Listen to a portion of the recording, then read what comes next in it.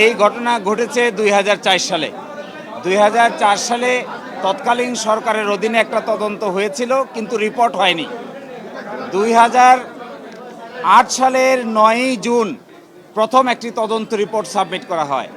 ওই তদন্ত রিপোর্টে ২৮ জনকে আসামি করা হয় এবং ৬১ জন সাক্ষী হয়ে যাওয়ার পরে আরেকটা তদন্ত করা হয়। এই তদন্তে এসে আরও ৩০ জনকে নতুন সাক্ষী করা হয়, আসামি করা হয়। দ্বিতীয় তদন্ত করা হয় মুফতি হান্নানের দ্বিতীয় কনফেশনের উপর ভিত্তি করে। আদালতের সামনে প্রথম প্রশ্ন, মুফতি হান্নান যে দ্বিতীয় কনফেশন দিয়েছেন, উপমহাদেশের ইতিহাসে ৪০০ বছরের ফৌজদারি ইতিহাসে এই ধরনের কোনো দ্বিতীয় কনফেশন হয় কিনা, হলে এর উপর কোনো সাজা হয়েছে কিনা।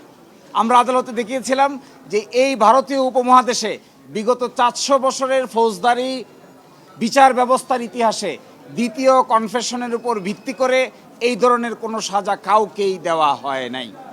এবং খুবই ইন্টারেস্টিং, ২২৫ জন সাক্ষী নেওয়া হয়েছে। এই ২২৫ জন সাক্ষীর ভিতরে যাদের কনফেশন আছে সকলকেই টিএফআই সেল, যাকে বলা হচ্ছে টাস্ক ফোর্স সেল, এই টাস্ক ফোর্স ইন্টেলিজেন্স সেলে ২০০ দিন, ২২০ দিন, ২৬১ দিন পর্যন্ত রাখা হয়েছে আসামিদের। ফলে তাদের কনফেশনের আইনগত কোনো মূল্য নাই। এবং আরেকটি ইন্টারেস্টিং প্রশ্ন এখানে আছে, এই টিএফআই সেলে যাদেরকে রাখা হয়েছিল, টর্চার করা হয়েছে যাদের, তারা একজন বলেছে আরেকজনকে দেখেছে, শুনেছে, কিন্তু কি কথা হয়েছে, কি কনস্পিরেসি হয়েছে তার কোনো উত্তর দিতে পারে নাই।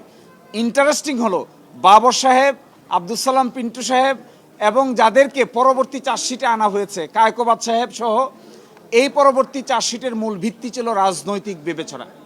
এই রাজনৈতিক বিবেচনায় তারা বিচার করেছে কাকে কাকে আসামি করলে পরে রাজনৈতিকভাবে দোষারোপ করা যাবে। প্রকৃত আসামি তারা খুঁজতে যায় নাই। আজকে আদালতের সামনে দুটো মূল প্রশ্ন দাঁড়িয়েছে যে মুফতি হান্নানের দ্বিতীয় কনফেশনের উপর ভিত্তি করে কোনো সাজা দেওয়া যাবে কিনা।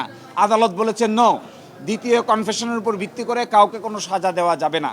প্রথমটা দাঁড়িয়েছে ফার্দার ইনভেস্টিগেশন যে হয়েছে, এই ফার্দার ইনভেস্টিগেশনের মামলার আমলে গ্রহণকারী আদালত কোনটা হবে।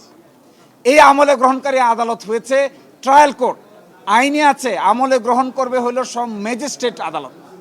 এখন দেখা গেছে আমলি আদালত আমলে না গ্রহণ করে যা বিচারিক আদালত আমলে গ্রহণ করেছে। হাইকোর্ট ডিভিশন বলেছেন এইটা বাংলাদেশের সকল সিদ্ধান্তের আলোকে অবৈধ হয়েছে এবং এই জন্য এই ট্রায়ালটাকে ইল্লিগ্যাল, অবৈধ ঘোষণা করেছেন।